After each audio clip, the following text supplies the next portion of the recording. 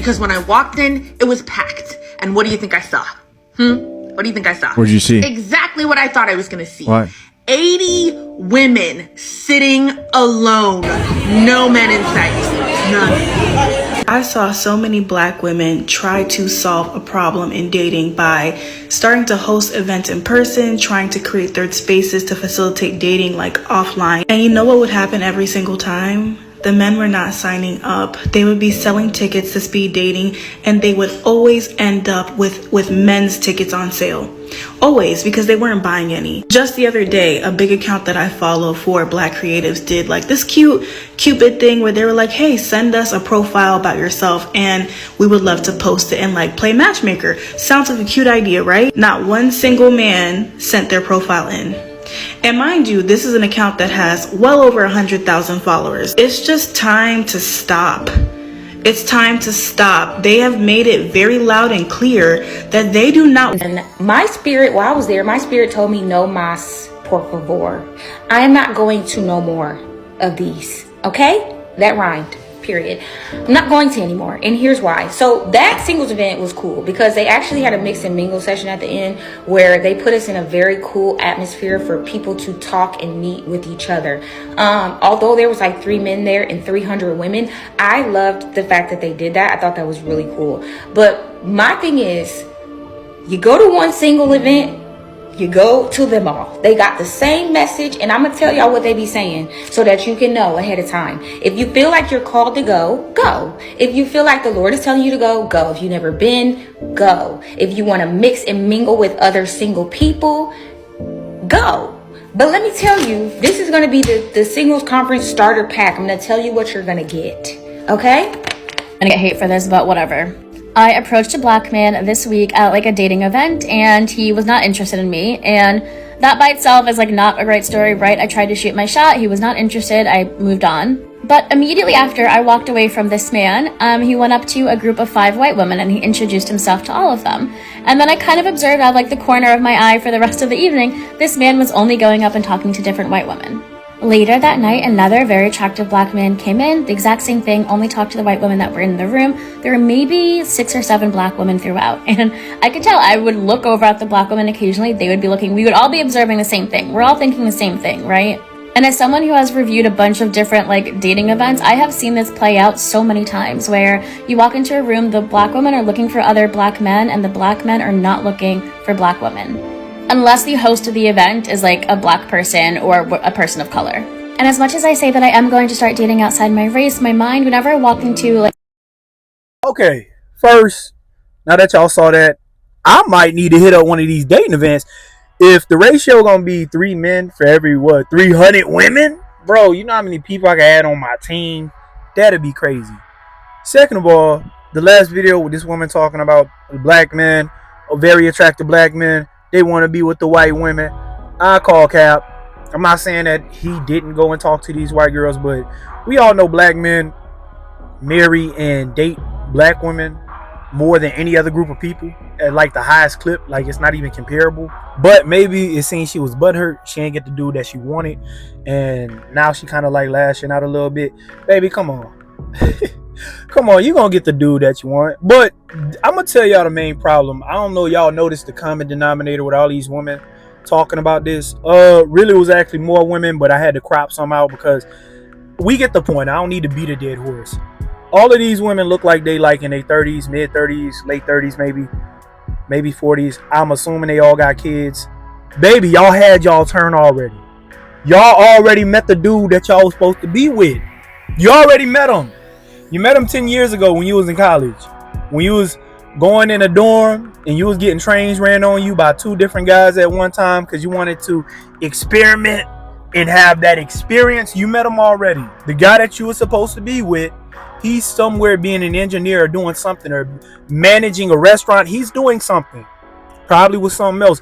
And what y'all got to understand is men get older, they start to become more confident. That don't mean they not a simp. Oh no. That don't mean they ain't a simp. That don't mean they might be more confident to even speak with women. What I'm saying is, as men get older, they start to understand who they are. They start to understand their strengths, weaknesses, and what they bring to the table, what they don't bring to the table. Why do I say that's confidence? That's confidence because if you know your strengths and your weaknesses, you know how to operate. When men get older, they know how to operate. They know how to maneuver to get what they want, and they know who to stay away from. And typically, guys that get older, they start to understand, like, at the bottom line, resources is what matters, and a lot of these guys start to lead with their wallet. Not to mention, dating in America has turned into legal sex working. It seems, and I'm gonna just give you my opinion, okay, my perspective. It seems as if black women, it kind of seemed like y'all sold out for the bag a little bit. It seemed like y'all decided to prioritize money and resources over black men, over the black family, over the unity of the black family. That's just what it seemed like. Now, mind you, I'm not speaking for all black women, okay? So don't get your panties in a bunch. I'm just saying, it seems as if black women have decided to unite and sell out for the bag, and it seemed like y'all date anybody who got the bag, and you don't really want to get with a black man and marry a black man and take a black man serious until you didn't hit that wall and you didn't already done pushed out by 4 units, you didn't had a litter of puppies, and now you far past your prime, so a man can't really have you at the best of what you have to offer. So that's what I think. I'm not about to sit here and say the same thing everybody have been saying, because it's like people be saying the same thing in a different way. I think dating in America is 100% transactional now, and it's like basically sex working. I think a lot of these women wait after college because they think these guys are gonna be here later, and I think a lot of these women overestimate themselves. Y'all can occupy yourselves with social media, think you more valuable, more important than what you really are, baby. And then you get with guys that are younger than you, way younger than you, and you think that they want you just because they date you. But a lot of these younger guys have fetishes. They want to be with an older woman. Oh, what's it like being with a more experienced older woman? And not to mention, older women are kind of like straight to the point. Older women don't really hold out on the cat as much as these young girls. These young females want you to put a flag on the goddamn moon to smash them, or put a $10,000 down payment on. Older women not like that. They like, look, I like you, open up. I like you, spread them. That's how older women are. That's just what it is. These younger girls be like, I do like you, but my ex might come back. I do like you, but how tall are you again? I do like you. How many dates we been on? That's how the younger women are. Older women not like that. Yeah, I'm sorry, lady. And now, this other video, I want y'all to see that I feel is if black women have helped contribute to the feminization of the black man. In this video, I'm about to show y'all about to prove that point. How you want to cut your hair? So people stop calling me girl. So people stop calling you a girl. That's not a good reason for you to want to cut your hair. No, I just want to So cut hair. I'm not gonna let you cut your hair if that's why you want to cut your hair. No, I just want to cut my Because hair. guess what? Guess I- what? In this family, we say F people's opinions. We do not let mommy finish. We do not do things based off of people's opinions. We do things because we want to do them. Do you understand? Yes, Mom. Okay, now, watching this video, at first, listening to it, I actually thought that was a little girl. That's a little boy.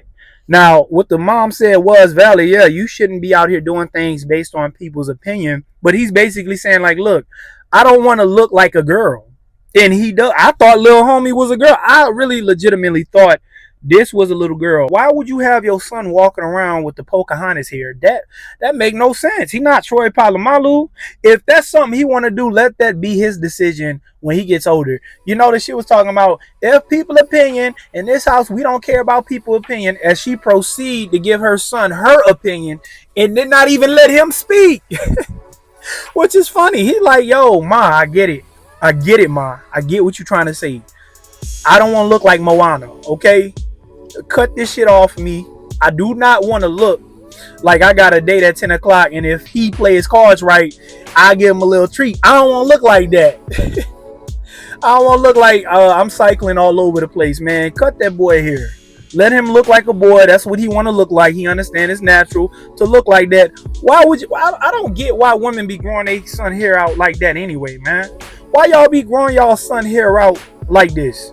The only way I would let my son grow his hair out is if he getting an afro. That's it. And that's because for black people, it's natural for us to have these huge, big afros. That's it. Once you get out my house, you can do whatever you want with your hair. Or once you get older and you start dating, when you get about 16, 17, you want to do certain things to your hair, have at it. But while you're young, little boys, they need to look clean cut. You know, they need to look put together.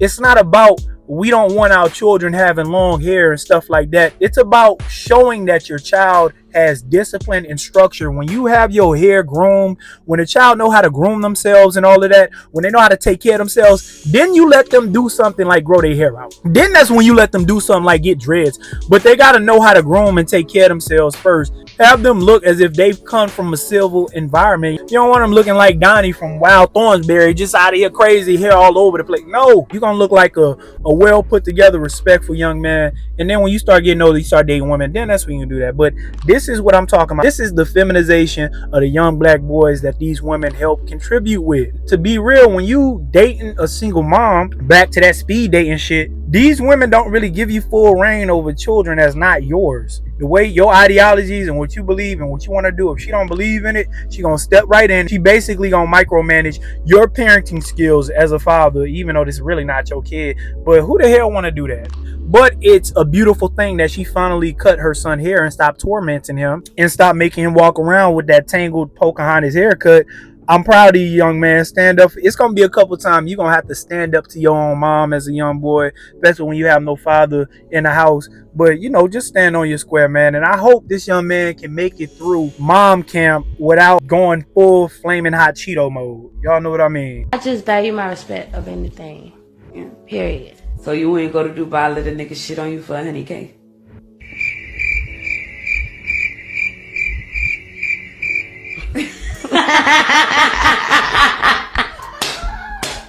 Got him.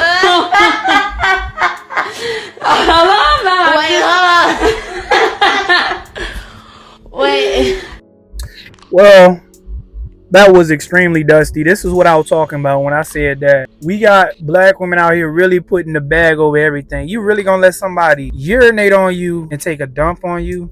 You put feces all over you for 100,000, bro. 100,000. That's not. There's no amount of money that somebody should be able to pay you for you to do some dumb shit like that, bro. This is what I'm talking about. These are the kind of females we get to choose from. These female money over everything, man. If she would do that for 100,000, I wonder what she would do for 200,000. This is the type of broad I wouldn't be surprised. She would probably sell her kids to somebody for enough money. That's the type of energy she giving me. She would sell her children to a drug dealer if he came up with enough money. If you willing to let somebody take a dump on you, what else are you willing to let them do? Like, how further does it go? Like, where is the line drawn to where you like, oh man, my self-respect means something? And you see, she put on blast like, yo, so you ain't gonna let nobody do this to you in Dubai for 100K? I don't know if y'all heard about that woman that went to Dubai. She went to a boat party and she got injured. Her spine was broken. I'm gonna actually show you a picture of it, and post her name.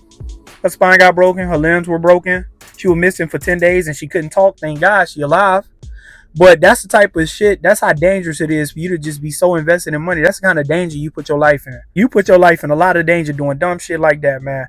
And female like this, man, majority of women, I'm going to say 80% of the black population, 80% of black women, I think they would take that deal. I'm going to just speak on black women because that's who I date. I'm a black man. I've been dating black women all my life. Unfortunately, 80% of black women, I feel like they would take that deal. And honestly, I'm being modest. I'm trying to leave 20% to like have some respect. I really think over 80% of black women would take that deal. 90% of black women would really take that deal, bro. Like, if 95% of them was given an opportunity to do that, they would do it. 97% of black women would really be like, fuck it, give me the 100K. I've seen how black women operate around money.